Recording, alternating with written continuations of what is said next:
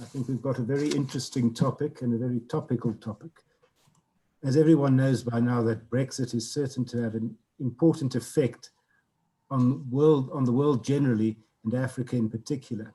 And today's session will focus on the effect on African trade with the European Union as well as Britain of a no-deal Brexit or a deal Brexit. I think risks and opportunities exist that need to be fully understood by business on all sides. And unfortunately, the current uncertainty makes planning difficult. However, with 31 December looming, important decisions will have to be made. And our panel will deal generally with three broad topics. Firstly, an analysis of the existing position regarding trade agreements between Africa, the European Union and Britain, as well as potential priorities on all sides, as well as political feeling. The second broad topic will be analyzing possible and probable problems, bottlenecks and risks. And third and lastly, possible and probable solutions and opportunities. And we hope to stimulate debate, so please feel free to use the Q&A option to ask questions to the panel. To discuss the topic, we've assembled a panel of experts, and I'll just briefly introduce you to them. The first is Trudy Hartzenberg, who's the Executive Director of the Trade Law Center in South Africa. She also serves on the World Trade Organization Chair's Advisory Committee and is a member of the Committee for Development Policy of the United Nations Economic and Social Council. John Murray was a South African diplomat for many years, including serving as the South African Deputy Ambassador to the European Union in Brussels, and is currently an independent consultant with a particular focus on EU and Africa trade matters. Leon Ayer is currently the President of the British Chamber of Business in Southern Africa, a former captain in the British Army and graduate of the Sandhurst Military Academy. He has consulted and advised on management, leadership, and entrepreneurship strategies all over the world, and has been a visiting lecturer at Oxford, Cambridge, Birmingham, Cape Town, and Stellenbosch universities. We have Joseph Nganjira, who's a partner in the leading Kenyan law firm and Lex Africa member, and is an expert on investment and business in Kenya. So we're very happy to have all our panelists here. We do have a panelist from Nigeria who's scheduled to join us shortly, who is from the Giwa Osaji law firm in Lagos, again a leading Nigerian law firm and Lex Africa member, and is also an expert on business and investment in Nigeria, including with regard to Nigerian trade with the European Union and Britain. I think I'm going to move on to the first broad topic and start with Trudy as to the current status of the trade relationship between South Africa, the European Union and Britain. So Trudy, could you just give us a broad general outline as to what the state of play is at the moment? And we'll get to the crystal ball gazing a bit later. Thank you. Good afternoon, colleagues. And Peter, thank you very much for the introduction. South Africa trades with a number of very important global partners, of course, and the European Union, broadly speaking, and the United Kingdom feature very prominently. In fact, for 2019, the United Kingdom ranked number 5 as global trade partners for South Africa. Total exports from South Africa in 2019 amounted to 68 billion South African rand and imports to 41 billion rand.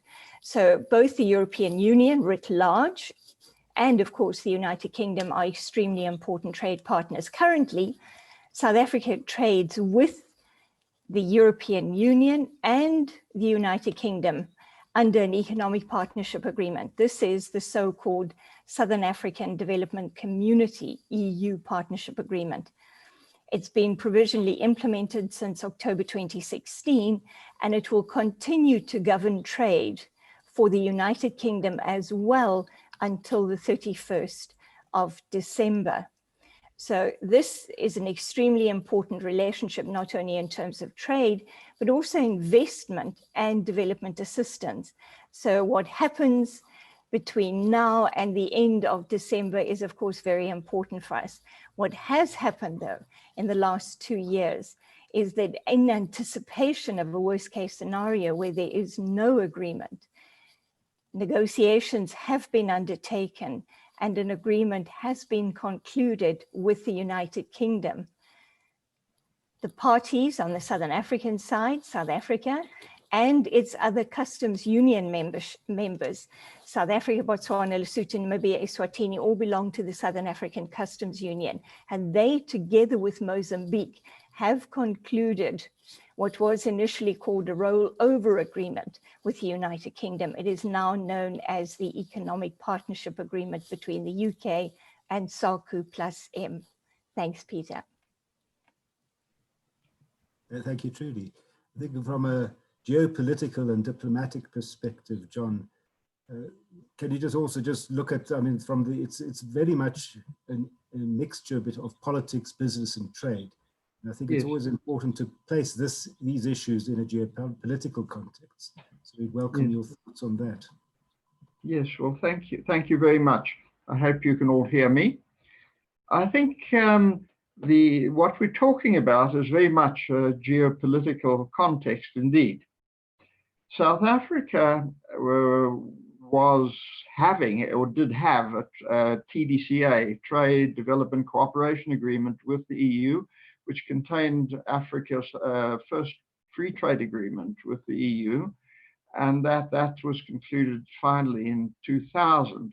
And placing that in the context of a regional agreement, as we now have in the EPA, I think took quite a lot of doing, and it broke new ground, in fact. And the fact that you were able to do this because in this, what we have now as the EPA, South Africa does not have the same access into the EU as the other members of the Customs Union and Mozambique. As Trudy said, the so-called SADC EPA we're talking about is SACU plus Mozambique.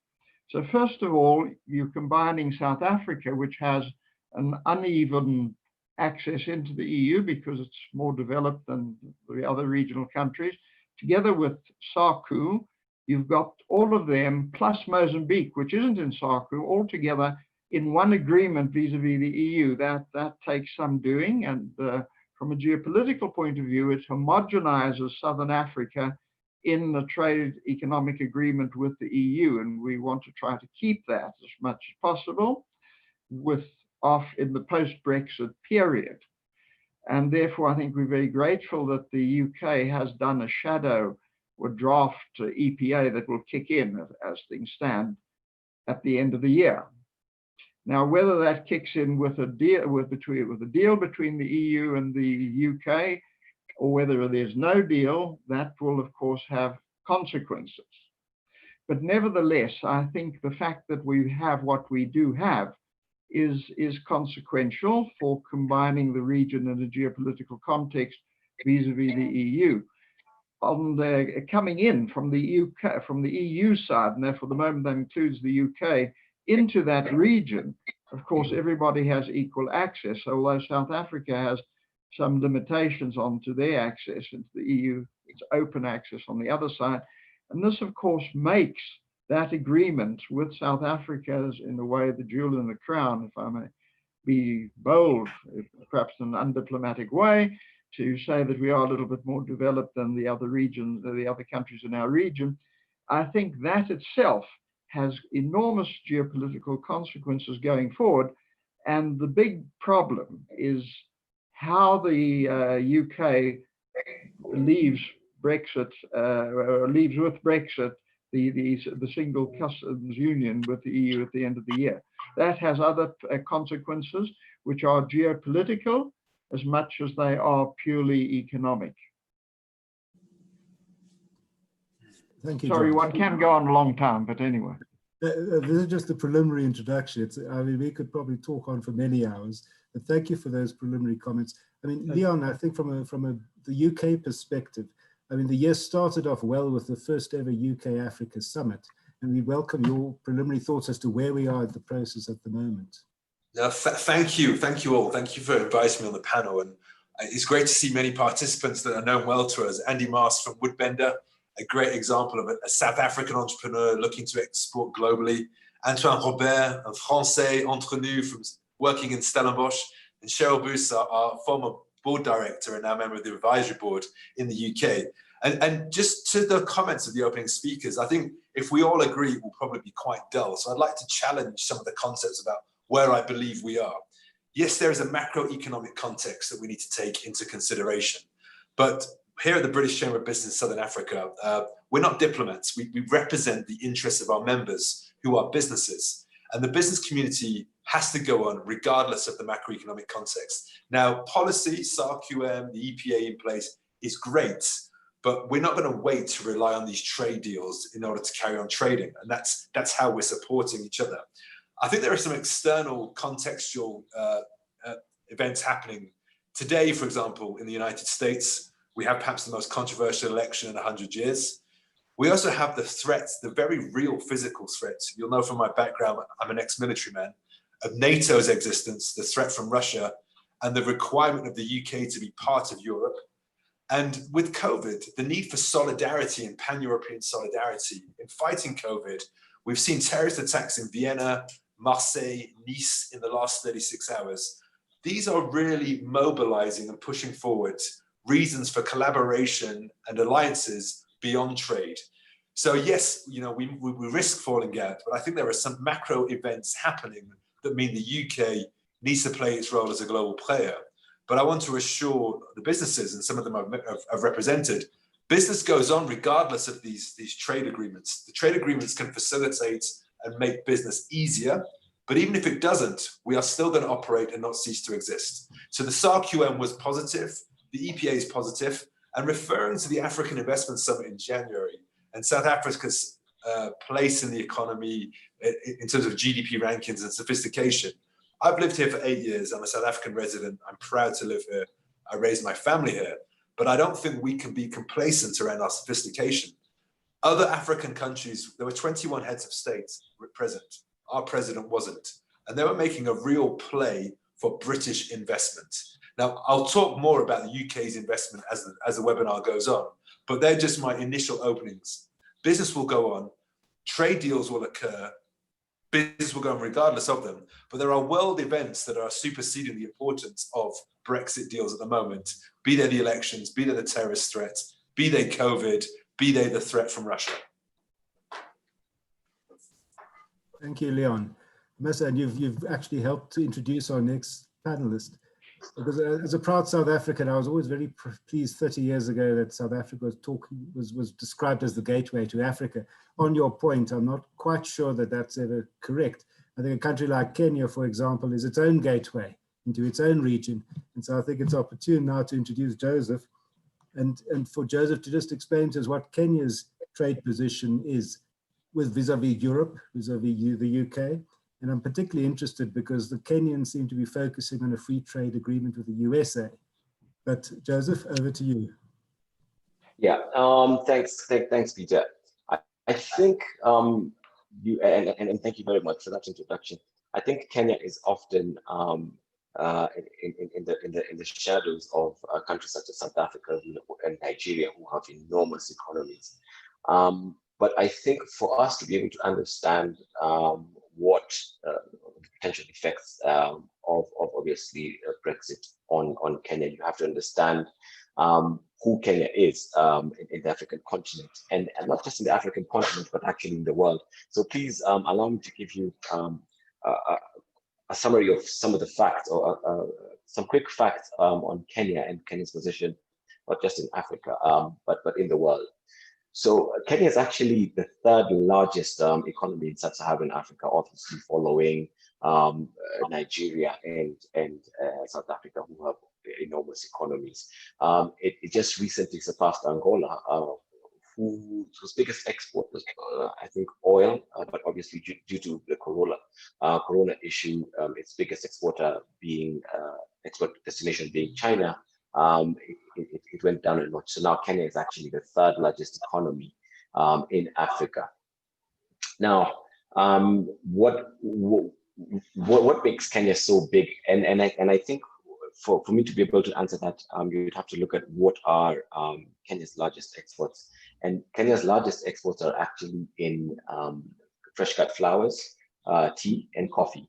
In the agricultural sector. And you would be surprised to know that Kenya actually ranks 4th in the world in terms of supply of both tea and fresh cut flowers. Peter, I think during one of our initial meetings, I did mention that the Great English Breakfast Tea and Earl Grey tea is actually made from Kenyan black tea as one of its key components. So Kenya does have a huge say in the world economy, and particularly in tea and fresh cut flowers.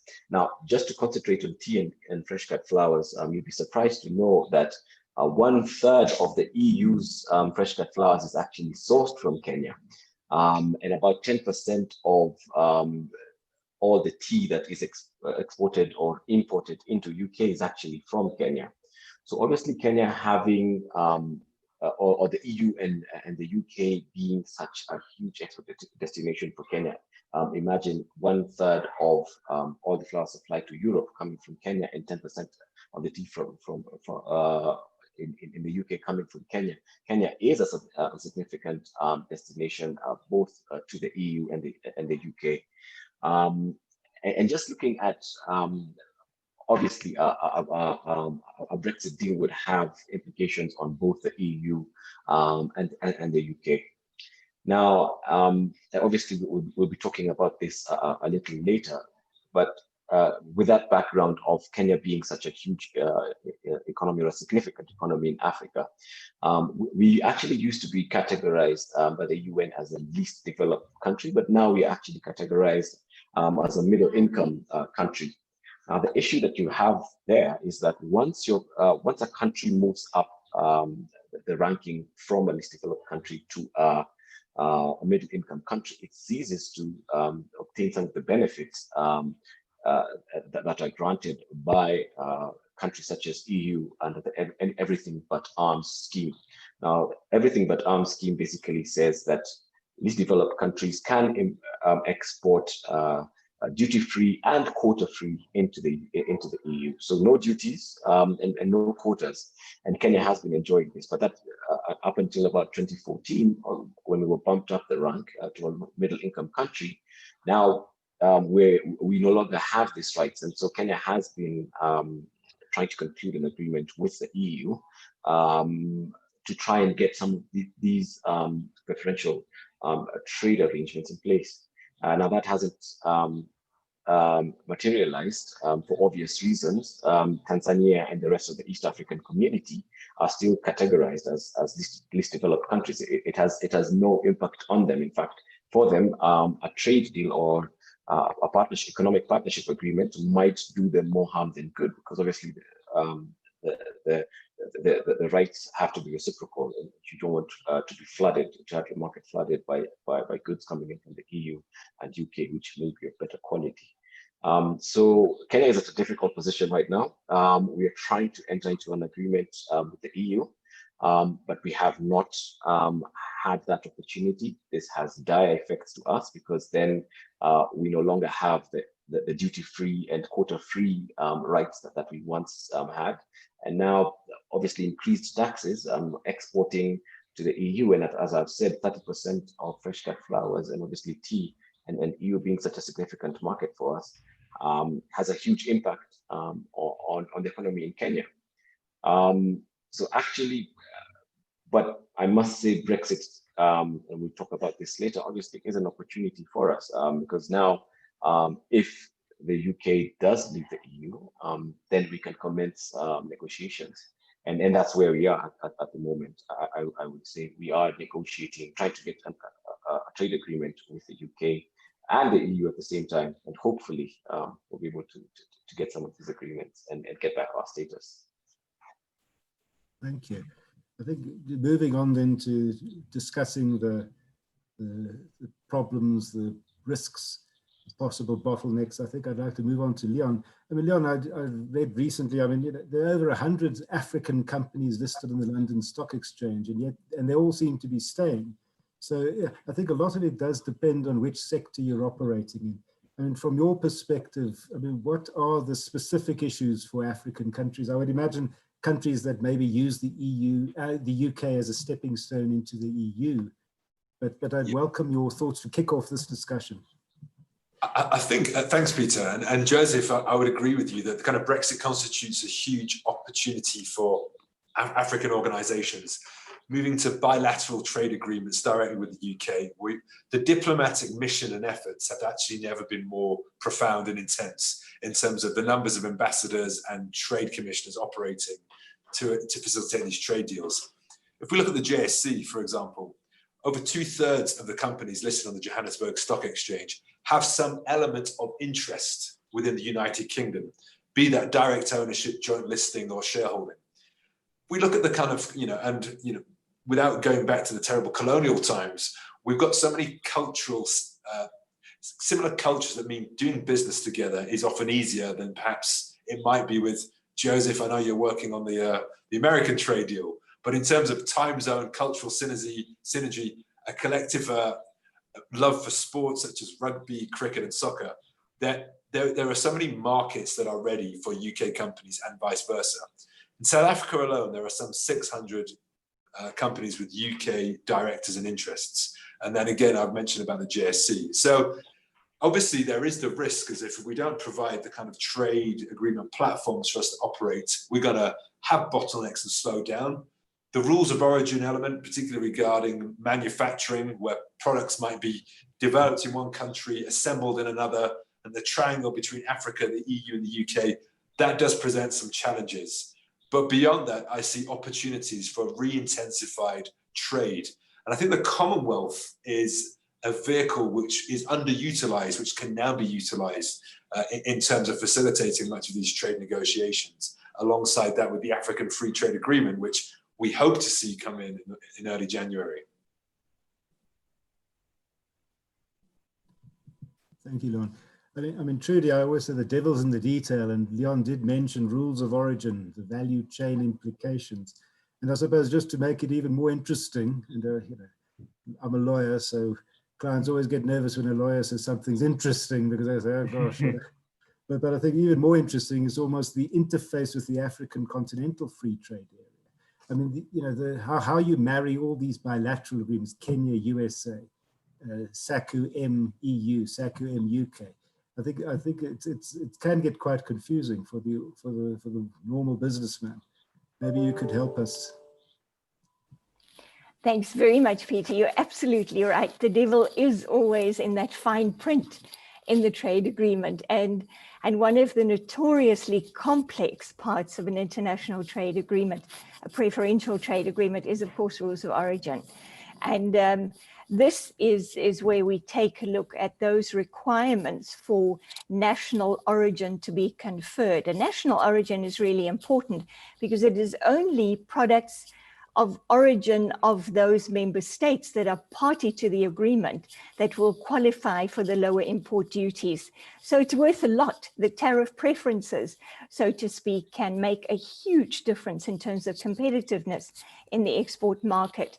But what has happened here, both in the Economic Partnership Agreement with the European Union and in the case of the SACU-M UK Economic Partnership Agreement, is that the cumulation provisions are rather generous. And it basically means that we can cumulate both on our side as Southern African countries, and the same applies to the UK, with the EU. So we can use inputs from the EU and still qualify for preferential tariff treatment. And that's worth a great deal, taking into account the value chains that have developed over decades across the EU and with our trading partners in the Southern African region. Within SACU, of course, we're deeply integrated commercial space. So when we take a look at trade in goods, but also trade in services, we really, really are deeply integrated.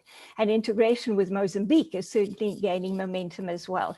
So I think the rules of origin, we have to look at that very carefully. But the other part, in terms of the fine print and the logistics and the practical issues, of course, relates to the trade routes.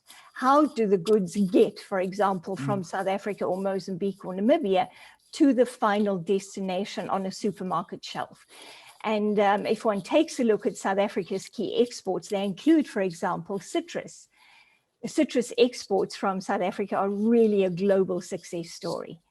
And so at this stage, the trade route goes via the port of Rotterdam in most cases. This has become an enormously successful logistics hub. And with the EU common market arrangement, of course, the goods enter Rotterdam and can then move freely across to their final destination, including the UK. After the 31st of December, of course, that may not be the case. So what we may see is that there may be border checks from the EU market into the United Kingdom. But the agreement that we have concluded already, and I want to emphasize that because we have an agreement and the member states are busy ratifying that at the moment. So Namibia has just in the last few days announced that it will be ratifying. South Africa has, and a number of other countries have already ratified as well. It includes transit provisions, for example, customs and border management cooperation arrangements, which can facilitate movement of goods across the borders. But of course, we have heard that there may be some bottlenecks at some of the border posts and so on. But practically, this is really, I think, what business people will be interested in. What will happen to my goods when the consignment arrives, say, in Rotterdam, and part of the consignment is destined, say, for a supermarket in Germany, the rest is going to the UK. So how do we break bulk? How do we simply assign those goods to their final destinations? So that's where the detail becomes particularly important. Some companies have already reconfigured their supply chains. So Namibia's beef, for example, is flown directly to the UK, which is enormously important in terms of a product such as that. Expeditious transport arrangements going directly to the final market are really important. So I think this is where business is currently focusing a lot of attention. Thanks, Peter. Thank you. Yes, I mean, practically speaking, I mean, trade is sometimes those tariffs and non-tariff barriers make all the difference between how competitive your goods are, because I mean, African exporters to Europe and Britain are competing against other countries all over the world. And I think that's the key thing, is the effect on competitiveness of our exporters. I see we have been joined by our Nigerian colleague, Uchenna Okechukwu. Thank you for joining us. Sorry you're a little late, but I think we've moved. You just need to unmute. I think we might as well just get your thoughts. We're discussing the pitfalls, bottlenecks, risks of Brexit for trade with Africa. So we'd welcome your views as to the position in Nigeria and what the threats are. You just need to unmute.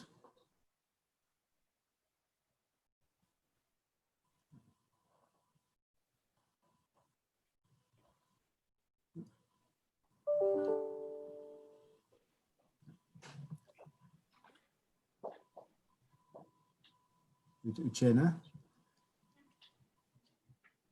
Thank you. Please give us your views on the position in Nigeria vis-a-vis the European Union and the UK, having regard to the risks and opportunities of Brexit. Well, at the moment in Nigeria has not signed any European partnership agreements, economic partnership agreements with European Union. This is because this has been long trading right from Goodluck Jonathan's regime up till President Muhammad Buhari's regime. because there are concerns that when Nigeria signs the economic partnership agreement with the EU, it's going to make a lot of European goods flood the Nigerian markets and compete with Nigerian local producers and manufacturers of goods and services. So at the moment, Nigeria intends to build a stronger bilateral relationship directly with the UK to increase. It has always had a long-standing partnership with UK from time immemorial. And as we all know, Britain is an investment partner in Nigeria. It gives development aid to Nigeria and the areas of cybersecurity, digital literacy, and so forth and so on.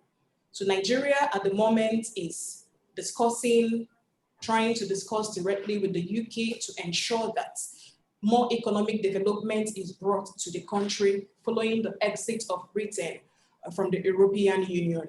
For instance, in January, sometime January this year, there was a UK African summit, and where Boris Johnson, the present Prime Minister of the UK, assured Africans that the UK has intentions of having a direct bilateral trade relationship with African countries, of which Nigeria is not an exception. For instance, Nigeria exports so many of its crude oil to the UK. And that forms a great percentage of Nigerians' exports to the UK. In terms of its agricultural products, just about 2% of Nigeria's agricultural products are exported to the UK. So Nigeria intends to build a stronger relationship to know if, for instance, it could leverage on the exit on this Brexit to increase its agricultural exports of its agricultural produce to Britain. Then in the area of education, for instance, Nigeria too has had a long-standing relationship with the UK. A lot of Nigerian nationals are studying abroad. So with this Brexit too, Nigeria wants to leverage on this Brexit to also ensure there are greater ties and relationship between Nigeria and Britain in terms of its educational sector. And that's about that from the Nigerian angle. Thank you. John, I'd welcome your thoughts on some of the challenges. I mean, the present stalemate at least will end on 1 January. But I think until then, there is uncertainty as to whether it's going to be a hard or a hard no deal or a hard Brexit. Yes. But I think, looking further, because again, I think one has to look at this, long-term perspective. The challenges of divergences between the deals that South Africa has with the EU and the deals we have with the UK and other countries. And I think those are particularly issues that need to be understood fully by business. Yes. Peter, thank you, yes, for raising that. I think this is one of the things that worries me as well, is that deal or no deal between the UK and the EU, as things progress, there could be divergence between what South Africa and other African countries, what deals they do with the UK vis-a-vis what they do with the EU. And that, of course, would split the economies, the regional economy of Africa, and even in terms of East or West or Southern Africa. I think it's terribly important for Africa that we integrate our economies more than we are doing at the moment. And for a long time, we were talking about integrated regional economies, East Africa, Southern Africa, West Africa, Central Africa, etc. Now, of course, with the African Continental Free Trade Agreement, you're trying to go one step further forward and try to integrate across the Sahara and all over, and you're going to try to get an integrated continental free trade area. And that is very difficult. And I think personally, to start off with, we should rather concentrate on region by region and then work towards a continental. But in East Africa, for example, Kenya is now doing an agreement with looking at with the UK, with the EU. In East Africa, the regional East African EPA, as Joseph would know, has now been stalemated a bit because Tanzania decided not to join. I think that's still the position. Unfortunately, I think, but it's up to Tanzania to see how they want to play their cards. But if they cut a deal with the UK, that is completely at odds with the rest of the region, what they've spent time and money in negotiating with the EU. You're breaking up the East African community economy, and I think this has all sorts of other dangers to it. You know, the EU, the UK has got now this shadow draft agreement duplicating SADC, the SOCOM EPA, the so-called SADC EPA. I saw only a few days ago that the Labour opposition in Britain were pushing Liz Truss to hurry up and for the UK to try to get something in place with Ghana and Kenya, because there are EPAs. Well, with Ghana, I think there is an EPA as a country.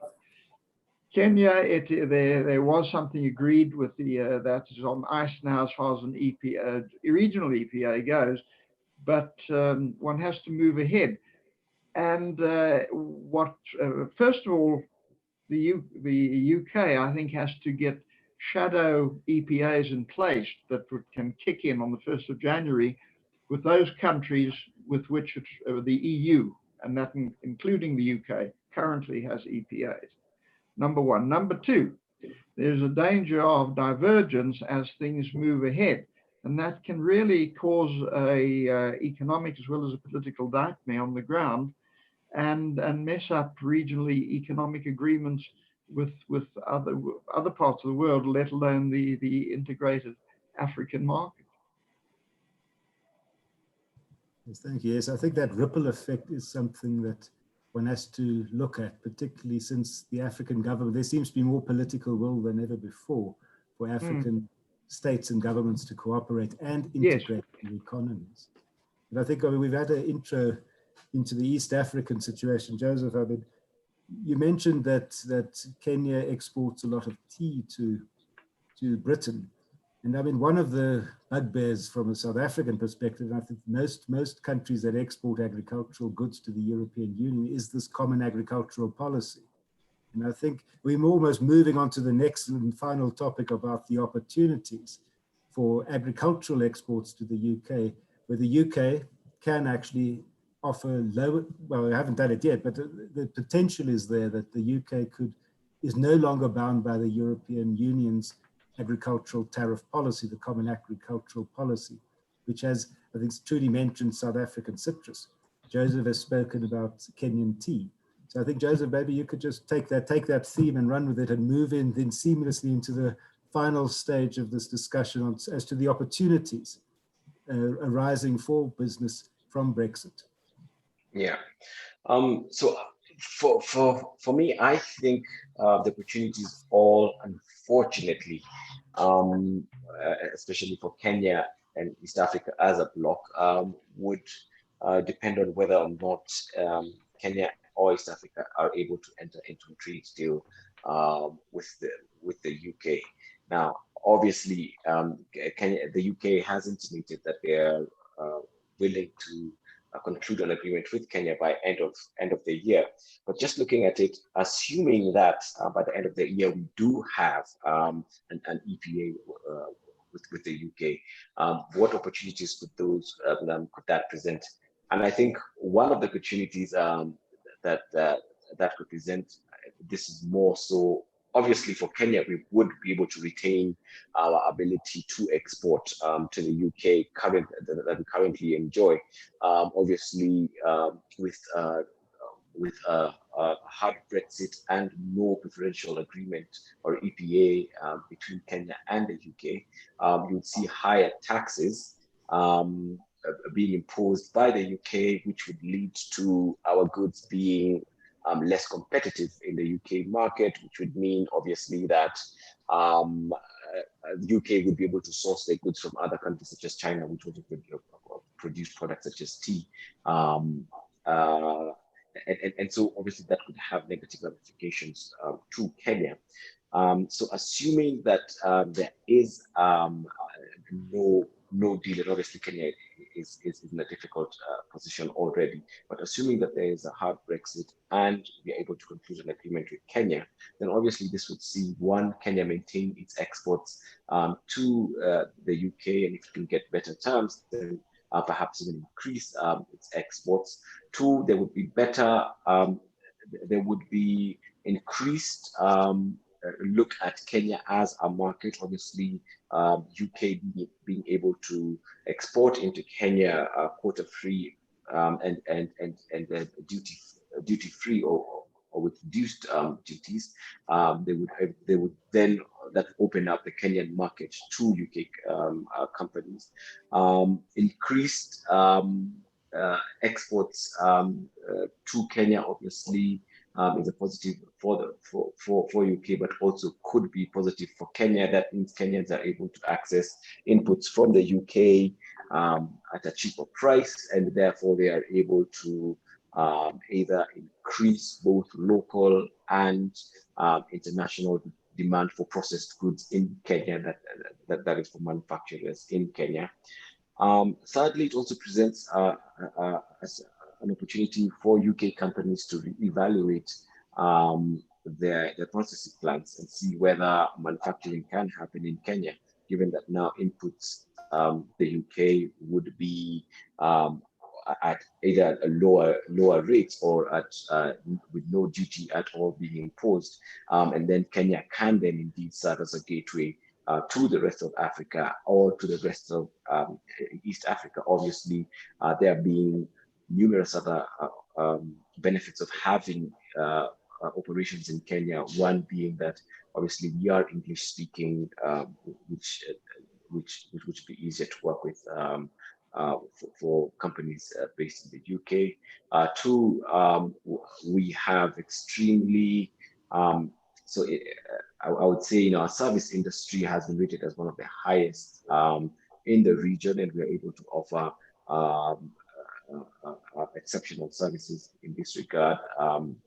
E.g., what is usually offered out of India and or Philippines, e.g. call centers. Secondly, we have reduced low levels in terms of labor or employment costs. So you do have skilled labor, and that does come at a reduced cost. And if you have reduced taxes in terms of inputs, obviously that would make Kenya an attractive operating environment for UK-based companies. And I would hope that we are able to conclude this deal with the UK after Brexit, and some of the UK companies would be able to take advantage of some of these opportunities. Yes, thank you. I think to a large degree, I mean, Brexit has been looming for so long now. I think business has factored in and made contingency plans to a large degree. The uncertainty flows as to whether it's going to be hard Brexit or a deal Brexit.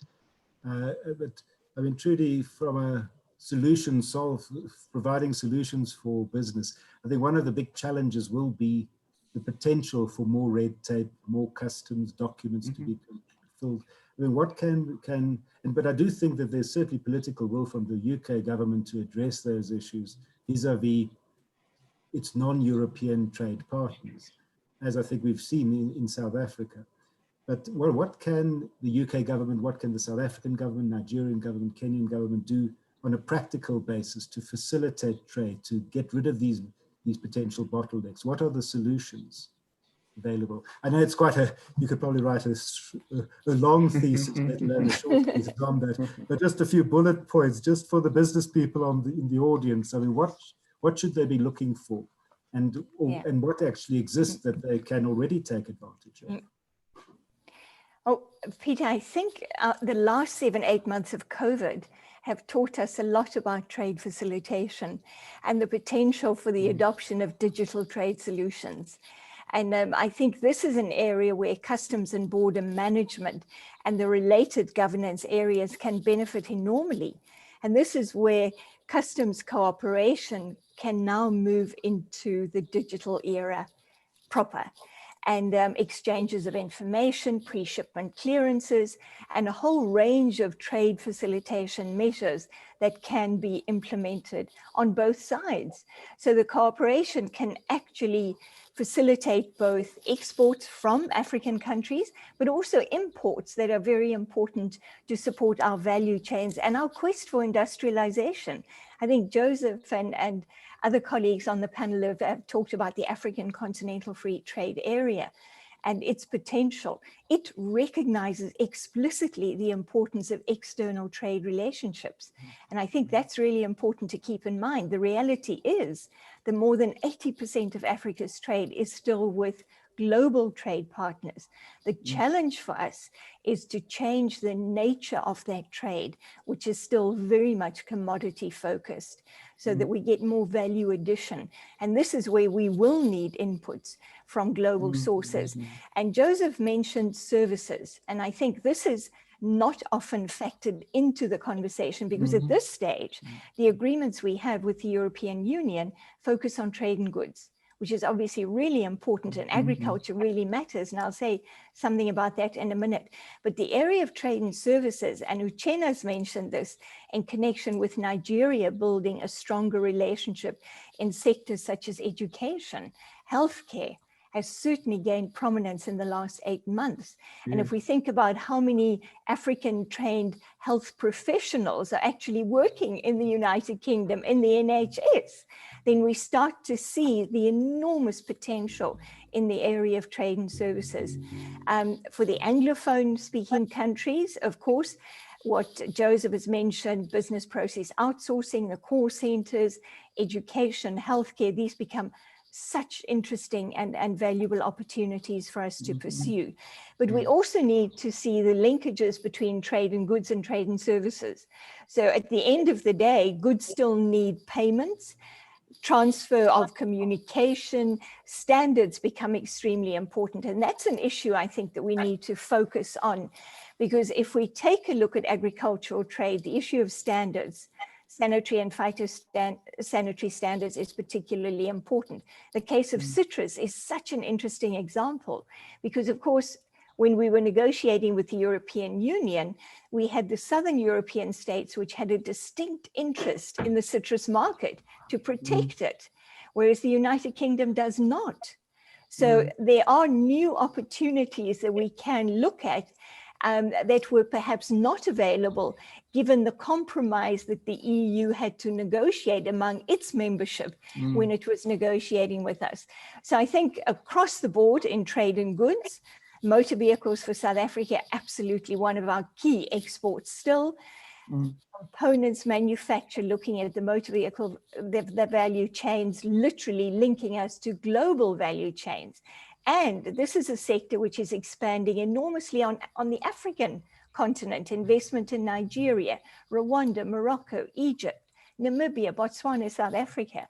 So these are opportunities that we really have to look at very, very carefully. And I think it's an extremely exciting time, given what we're doing on the continent, to look afresh at our global trade relations and really think how we can leverage developing our productive capacity to meet global demands, increasing consumer focus on quality of products, the origin, and so on. So we're well placed to take advantage of a lot of those developments. And I think the AFCFTA can be leveraged to support taking advantage of those global opportunities now. I think Peter, yeah, what do you think in practice? Because I think let's get down to the brass tacks. The theory, but what is happening on the ground in practice? I think you've had a lot of experience in that regard. I think just to endorse what Trudy said, I think there's a complete paradigm shift, a mindset shift regarding in terms of what the Africa opportunity is, where historically it's a bit about the extractives, whereas now really it is about the talent above the ground. Within 14 years, South Africa will have the world's largest working population aged under 35, of some 1 billion people. So essentially that is the largest global consumer market. It's also, if you believe, as I do, that talent is distributed equally across the world, it means it's your greatest source of talent. Now, particularly from a South African perspective, where our time zones are very nicely aligned with European time zones, business process outsourcing is something that can be done cost effectively. Equally, COVID has really advanced the digital economy by 10 years. It's been a revolution. So we realized we can lead distributed workforces. I worked on one project across 9 time zones for 7 weeks for an African client, but working with partners in Hong Kong and partners in California. It was great to be in South Africa in the middle of the time zone. So practically, I think there are good organizations where we can harness African talent and deploy it digitally to the more developed markets. The demographic piece and opportunity should not be underestimated. Europe, North America, Asia has an aging population. We have a youthful population. One could argue that's why we've navigated COVID arguably better than Europeans and North Americans, because of our resilience, but also our youth. And that youth is going to be required in the healthcare profession, as you've touched upon, be it remotely, digitally, or actually, if you go to an NHS hospital, you'll find 40% of the workforce are not British. They're from the EU or from the Commonwealth, and a large amount from the SADC region. So I think there are these opportunities around the mobility of talent we can look at. The prohibitive nature of visa regimes, that's a big block on investment both ways. So I think if the African Free Trade Agreement can be aligned with talent mobility, that's really going to advance our economic opportunities. Thank you. John, would you care to comment on that and the opportunities for trade with the UK and Europe? Yes, Peter, I think what Leon was saying, I endorse, and Trudy as well. I think there are tremendous opportunities. There are challenges, there are dangers indeed, but there are enormous opportunities. And as speakers were saying, I think at the moment COVID has actually been a blessing in disguise in some ways, because it has taught new resilience. It's taught also on various ways, even me on a personal basis, but it's taught resilience. And I think it's taught a new digital way of working. And I think also blockchain, I think there are various things that can come into play. But I think apart from all of those opportunities, I think there's a very big opportunity for South Africa to play a particularly important facilitating role in leading other African countries, together with countries obviously like Nigeria and Kenya and other leading economies on the continent, to lead them forward into the new era, and also with trade with both the UK and the EU. In fact, where there are conflicts between, or shall we put it this way, challenges between the UK and the EU in whatever comes out, deal or no deal, challenges vis-a-vis African trade with both parties, I think South Africa is in a very good position to help overcome those challenges. And this puts a big obligation on South Africa and perhaps it's interesting at the moment. We've got our own president as chairman of the AU, which is linked, of course, to the African Continental Free Trade Agreement. Unfortunately, that's not, our leadership won't go into next year, but we will be leading SADC next year. So South Africa has an opportunity to help on a diplomatic political angle, to help spearhead new coordination vis-a-vis both the UK and the EU, and try to get the best deal for everybody. And I'm very happy to see and hear somebody like Leon here with the British Chamber, because again, the British Chamber has a very important role and a very good opportunity to play in allowing South Africa to play that role.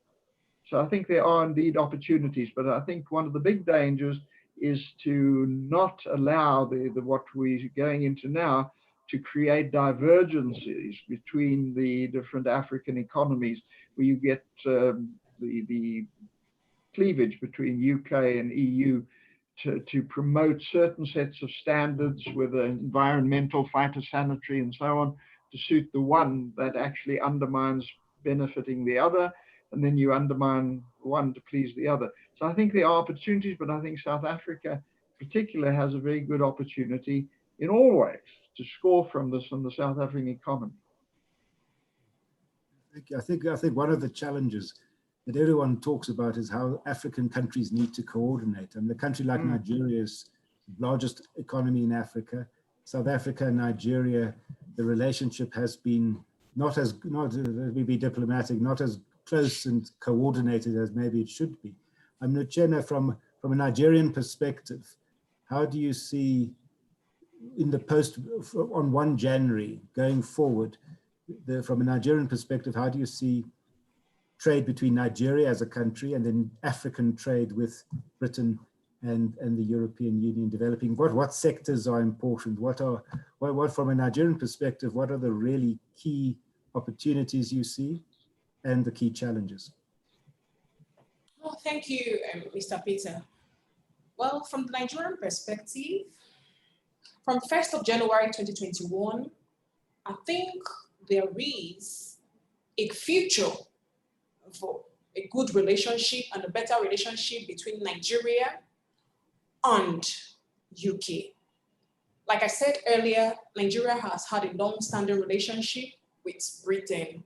But then following Brexit, the implication is that most all the trade agreements now will be negotiated directly with the UK. And so Nigerian government has an opportunity of emphasizing on such sectors and areas like health, as mentioned earlier.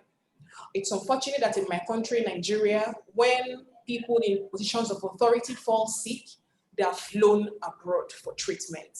And that is also peculiar to other African countries. And as was mentioned also, there is a lot of brain drain. Nigerian doctors and African doctors form a great percentage of medical personnel, doctors, nurses, pharmacists. They form a bulk percentage of medical personnel in diaspora, not only in the UK, in the US, in so many parts of the world.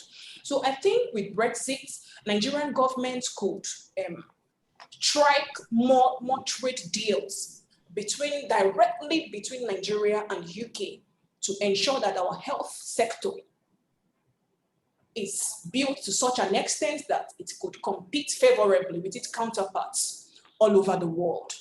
Another aspect is, like I mentioned earlier, agriculture is another aspect that Nigerian government would need to emphasize on. For instance, the EU tariffs, import duties, export duties, their tariffs and quotas are usually very, very high.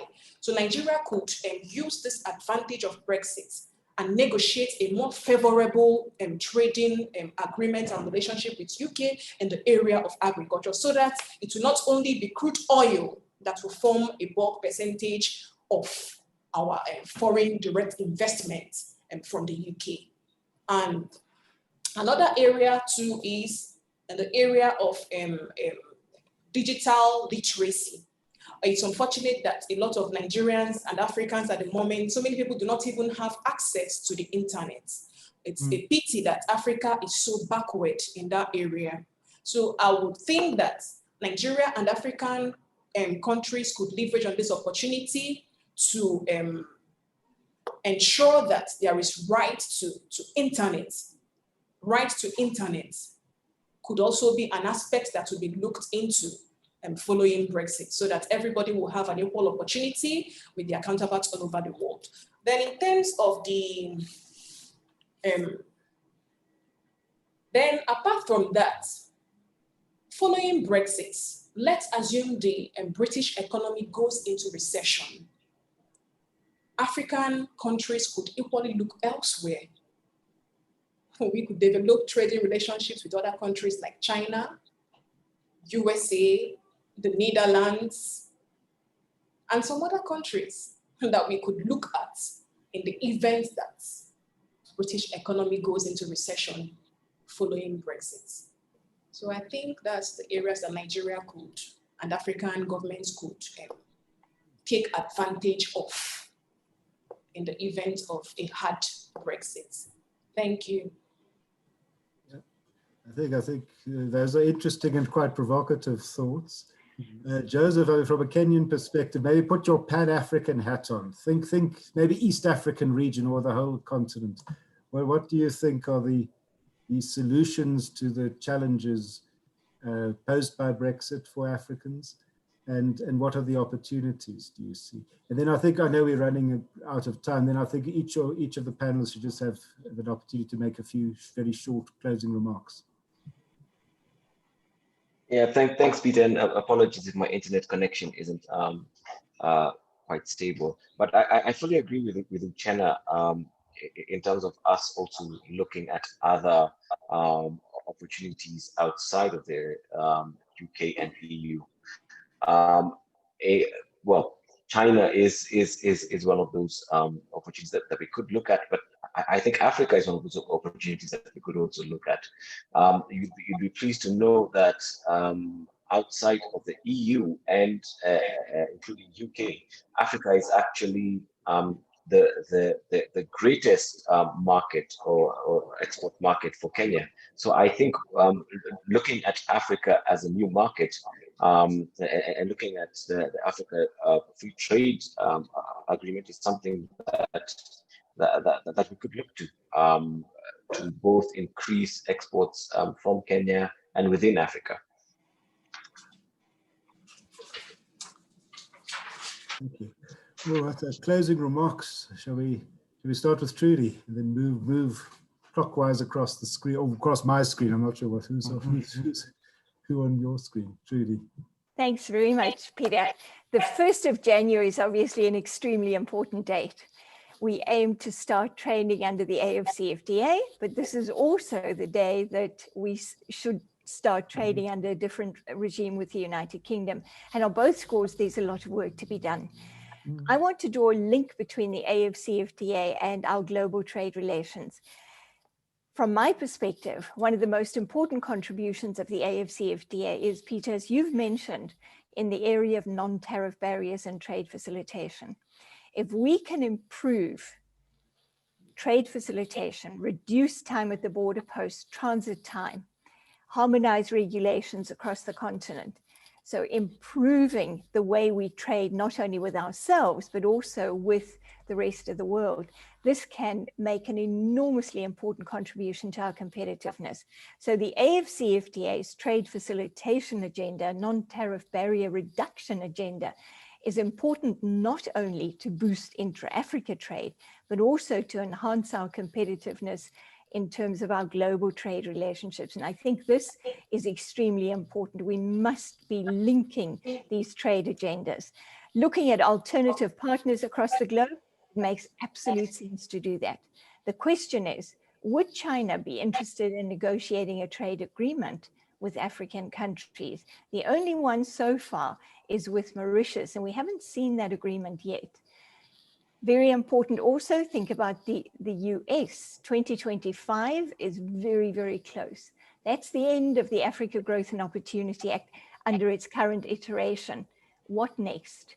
The US, until yesterday before the election, we're not sure what's going to happen today, of course, has indicated that they would very much like to negotiate agreements, free trade agreements. And this is where the Kenya-US negotiations obviously come in. We've got to watch that space carefully. It's not incompatible with the AFCFTA, but we have to think very strategically about those global partnerships as well. Thanks, Peter. Thanks, Judy. Leon, some closing remarks. Yeah, it's interesting, the US elections. It just seems like yesterday when we were all stunned by the Trump appointment. And as president of the British Chamber, I'm very proud to declare that wasn't the result that I wanted. But it was actually a few months before that we were equally shocked with the Brexit outcome. And the world seemed to shift and transition towards an isolationist policy and a nationalist politics. What I'm seeing now, and I think COVID has accelerated this, and that has flavored the Brexit negotiations, is we live in a world where interdependence is essential for our very survival, let alone us thriving as organizations and countries. So I think Brexit now the narrative has changed. And if African Union can come together as a collective trading bloc, working with the UK, with the EU, with China, and with whoever. And Uchenna, I'm afraid the UK is already significantly in recession already, much like the rest of the world. Our GDP dropped 20%. And that may continue to go on. So I'd encourage us all to look for trading partners. But with my British hat on, I have faith in our collective wisdom that the UK has a massive intention to invest in Africa, because we identify the talent, the demographic opportunities, the cultural and historical synergies. So that's on a macro scale. At an individual business level, the chamber members come to us to talk about how we can help you specifically. We can wait for the trade deals to be negotiated. But in the meantime, we cannot stop as business. We are constantly operational. We need to drive our bottom line. We need to service our customers and pay our employees. So yes, these macroeconomic geopolitical conversations are key and shape the direction of business. But I'm thinking of my members who are SMEs, owner-managed businesses. We still need to navigate the current context, and we can help you with that on a more tactical level if required. Been an absolute pleasure to be on the panel. Thank you very much for inviting the British Chamber. Thank you, Leon. Uchenna, some closing remarks from Lagos, please. Sorry? Some closing remarks from Lagos. Okay. Because we are just coming out from the curfew. A curfew was recently imposed in Lagos following the EndSARS protests. So just about a week or just some days ago, over a week ago, the curfew was lifted. So activities have resumed. Good. Thank you. Thank you. John, any closing remarks from your side? Well, there could be many, but I won't push everybody through. All of them would be here a long time. But I think one of the most important things is I think there are going to be challenges, and there are current challenges for everybody. And I think there are also good opportunities for everybody. I think there are particularly good opportunities for South Africa on a business and diplomatic political level to do good things for everybody, and that has to be used. And the last thing I would like to say from my side, I think it's terribly important, talking as a South African based here, and perhaps for everybody, is that we have to try to maximize the results of whatever comes out of this. We have to try to keep as much as possible of what has been gained while trying to optimize opportunities. And I think in our agreement, I mean, the EPA that we have, there will be a review next year. And of course, Britain is not part of the EU that will review our EPA. And I think we don't want to lose some of what we've got because we don't have British support in that review process. At the same time, going forward with the UK, I think opportunities that we gained and we still have with the EU, we don't want to lose on the British side. For example, vehicles, Trudy was talking about oranges. We export a large percentage of our motor vehicles to the continent via London, via the UK. I don't know why, but we do this. And that's going to run into big problems in the future if there's a no deal. But again, in terms of our current trade in vehicles vis-a-vis the EU, they allow us to import components from the European Union and for them to be classified as local content here, and the vehicles we export to the UK for re-export to the EU. And in whatever deal is cut between the UK and the EU, it is possible that the UK may not allow South African to use German components and for the UK to use those, to classify those components as local EU content, as South African content, which will then really undermine our vehicles going into the UK, apart from what's re-exported to the EU, whatever arrangement. So we have to try to keep what benefits we have with everybody and move ahead to try to optimize. Key challenge for the diplomats. And last Exactly. but definitely not least, Joseph from Kenya. Do you have any last remarks? Yeah. Thanks, Peter. Apologies, I've had to turn off my video just hopefully to stabilize the connection. I think it's not all doom and gloom, although sometimes it appears to be so.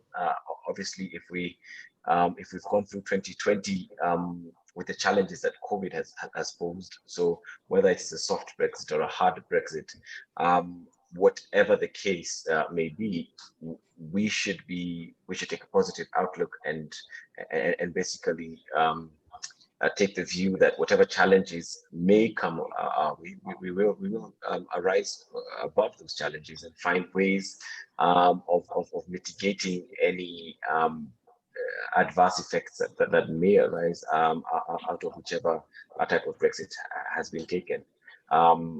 There are opportunities as well in the African market, in which I do agree, and I do resonate with everyone who has said that we must take